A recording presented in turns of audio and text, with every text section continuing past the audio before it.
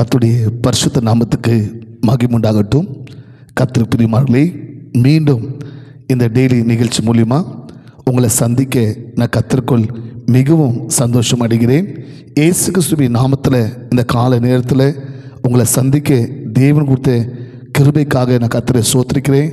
உங்களையும் இயேசு கிறிஸ்துவின் நாமத்தில் மனதார வாழ்த்தி உங்களை ஆசீர்வதிக்கிறேன். ஆமென். சரி பிரியமானவர்களே, தொடர்ந்து கர்த்தராகிய தேவன் இந்த நவம்பர் மாதம் மந்த் ஆஃப் கிரேஸ், கிருபையின் மாதம் ஆக நமக்கு முடிசூட்டு கொண்டிருக்கிறார். இந்த மாதம் தேவன் அதுதான் வாக்கு கொடுத்துருக்கிறார்.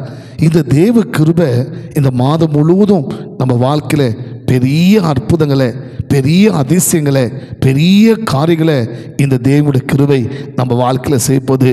யாரெல்லாம் கர்த்தருடைய கிருபையை விசுவாசிக்கிறாங்களோ, வாஞ்சிக்கிறாங்களோ, பெற்றுக்கொள்கிறாங்களோ, அவங்க வாழ்க்கையில் இயேசுவின் நாம சொல்கிறேன், தேவன் உங்கள் வாழ்க்கையை தலைக்கீழ மாற்ற போகிறார்.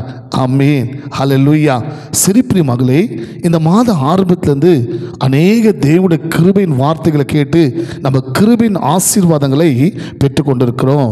கடந்த நாள் நம்ம பார்த்தோம், தேவன் தாவீதுக்கு நிச்சயமான கிருபை அருள் செய்து ஆடு வைக்கிற மனுஷனை ராஜாவா உயர்த்தினார். ஆமென். அப்படியானா தேவன் யாருக்கு இந்த கிருபை? ஆமென். யார் தேவனுடைய கிருபையை பெற்றுக்கொள்ள முடியும்? காரணம், இன்னைக்கு அநேக தேவ பிள்ளைகள் நான் சபைக்கு போய் கூட எனக்கு ஆசீர்வாதம் இல்லை, எனக்கு சமாதானம் இல்லை, எனக்கு சுகம் இல்லை, என் வாழ்க்கையில் ஒரு விடுதலை இல்லை என்று புலம்புது நம்ம பார்க்குறோம். அகில் அன்பு சகோதரா, அன்பு சகோதரி, எல்லாரும் சபைக்கு வர எல்லாருக்கும் இந்த கிருபை நம்ம சொல்ல முடியாது.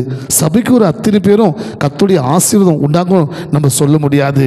அப்படியானா இந்த தேவ கிருபை யாருக்கு பெற்றுக்கொள்ள முடியும்?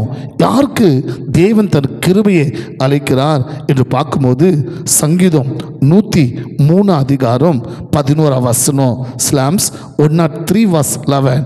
சங்கீதம் 103 11 வசனம், பூமிக்கு வானம் எவ்வளோ உயர்வாக இருக்குதோ அவருக்கு பயந்தவர்கள் மேல் அவருடைய கிருபை அவ்வளோ பெரிதாக இருக்கிறது. ஆமென்.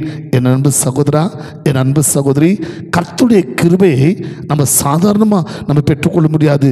தேவன் தன் கிருபையை சாதாரணமாக அனுகிரகிக்க முடியாது.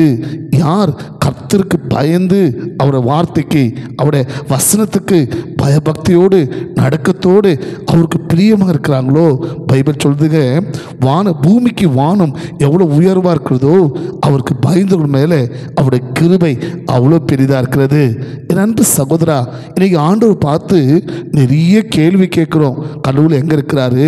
ஏசப்பா இருந்தால் ஏன் இந்த சோதனை, ஏன் இந்த வேதனை, ஏன் இந்த கஷ்டம், ஏன் இந்த வியாதி, ஏன் இந்த தோல்வி, ஏன் இந்த பிசாசின் கிரிகள்? என் அன்பு சகோதரா, நல்லா கவனிக்கிறீங்களா? கொஞ்சம் யோசித்து பாருங்க. ஆண்டவரை கேள்வி கேட்கறதுக்கு முன்பாக நம்ம வாழ்க்கை, நம்ம ஜீவிதம் ஆண்டவருக்கு பிரியமாக இருக்கிறதா? நம்ம தேவனோட வார்த்தை கேட்குறோம், அந்த வார்த்தைக்கு நம்ம கீழ்ப்படுகிறோமா? அந்த வார்த்தையை கை கொண்டு நடக்கிறோமா? அந்த வார்த்தைப்படி வாழ நம்ம வாழ்க்கையை, நம்ம ஜீவிதத்தை அர்ப்பணிக்கிறோமா? இன்னைக்கு எத்தனோ ஆண்டு பிள்ளை சொல்கிறாங்க, சபைக்கு போகிறேன்றாங்க, ஞானஸ்தானம் எடுத்துக்கிறேன்றாங்க, ரட்சிக்கப்பட்டுக்கிறேன்றாங்க, ஏன் ஊழியம் கூட செய்கிறேன்றாங்க. ஆனால் நிறைய பேர் துணிகரமாக பாவம் செய்கிறாங்க. கர்த்தர் துக்கப்படுற காரியம், கர்த்தர் வேதனைப்படுற காரியம், கர்த்தர் அருவருக்கிற காரியத்தை செய்து கொண்டிருக்கிறாங்க. அதில் தான் நிறைய பேர் வாழ்க்கையில் தேவனுடைய கிருபையை பெற்றுக்கொள்ள முடியல. அதில் தான் நிறைய பேர் ஜீவித்தில் கர்த்தர் தன் கிருபையை அனுகிரகம் செய்ய முடியல. இன்னைக்கு ஆண்டு சொல்கிறாரு, யாருக்கு இந்த கிருபை, யார் இந்த தேவ கிருபையை பெற்றுக்கொள்ள முடியும்? ஒன்று சொல்லட்டுங்களா? ஒரு மனுஷனோட வாழ்க்கையில் கர்த்தருடைய கிருபை மாத்திரம் நீங்கள் பெற்றுக்கினீங்கன்னா, தேவன் மாத்திரம் உங்கள் மேலே கிருபை இருந்தாங்கன்னா, உங்கள் வாழ்க்கை தலைக்கீழ மாறிடுங்க. உங்கள் வாழ்க்கை அற்புதமாக, அதிசயமாக, ஆசீர்வாதமாக மாறிடுங்க. அதில் வேதம் சொல்வது, பூமிக்கு வானம் எவ்வளோ உயரம் இருக்குதோ அவருக்கு பயந்தவர்கள் மேலே அவருடைய கிருபை அவ்வளோ பெரிதாக இருக்கிறது. ஒருவேளை சகோதரா, சகோதரி, இந்த நிகழ்ச்சியில் இந்த வார்த்தை கேட்டுக்கொண்டு நீங்கள் ஆசீர்வாதம் இல்லை, விடுதலை இல்லை, என் ஜீவித்தில் நிறைய போராட்டம் நினைக்கிறீங்களா? இன்னைக்கு ஆண்டு சொல்லுங்க, அப்பா எனக்கு உங்கள் கிருபை வேணும் சுவாமி, எனக்கு கிருபை தாங்க சப்பா, என் வாழ்க்கையில் உங்கள் கிருபை ஒரு மாற்றத்தை, ஒரு விடுதலையை எனக்கு அனுகிரகம் செய்யட்டும்.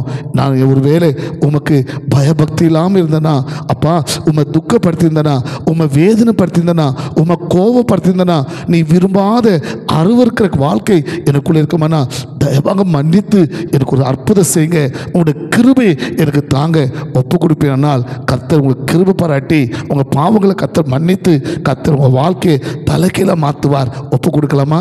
ஜெபிக்கலாமா? அந்த கிருபையை பெற்றுக்கொண்டு சாட்சியை நிற்கலாமா?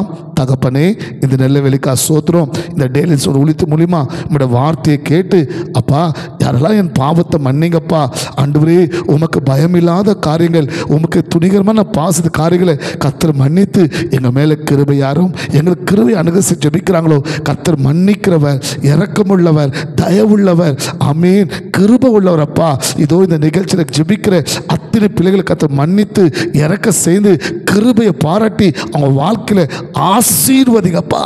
அப்படி செய்து விட்டதுக்காக சோத்திரம் நல்ல பிதாவே, ஆமேன். God bless you.